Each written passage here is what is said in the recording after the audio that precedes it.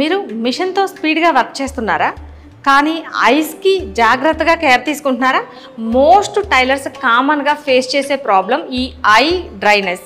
ఇది ఎలా కేర్ తీసుకోవాలి అనేది సింపుల్ టిప్స్తో చూద్దాం. ఎక్కువ టైము ఫ్యాబ్రిక్స్ మీద, స్టిచ్చింగ్ మీద ఫోకస్ చేయడంతో ఐ బాగా స్ట్రైన్ అవుతుంది. అలాంటప్పుడు మనం ఎలాంటి టిప్స్ తీసుకోవాలి అనేది ఇప్పుడు చూద్దాం. ఎవ్రీ 30 మినిట్స్కి ఒకసారి బ్రేక్ తీసుకోండి.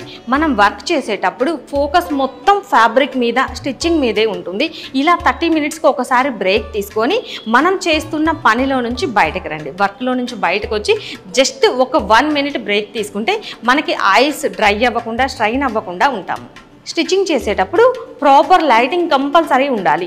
అలా కాకుండా లైట్ డిమ్గా ఉంటే ఐ స్ట్రెయిన్ అనేది డబుల్ అవుతుంది. ఐస్ బ్లింకింగ్ అస్సలు మర్చిపోకండి, లేదంటే ఐస్ బాగా డ్రై అయిపోతాయి. స్పెక్స్ ఆర్ యాంటీ గ్లేర్ గ్లాసెస్ని యూజ్ చేయండి.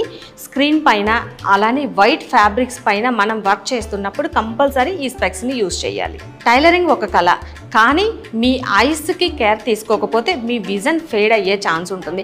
మనకి టైలరింగ్ ఎంత ప్యాషన్ అయినా సరే మన ఐస్కి కూడా కంపల్సరీ కేర్ తీసుకోవాలి.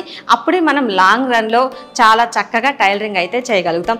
మరిన్ని ఇలాంటి టిప్స్ మీకు కూడా కావాలి అనుకున్నట్లయితే మన ముద్రా ఫ్యాషన్ స్టూడియో పేజ్ని ఫాలో అవ్వండి.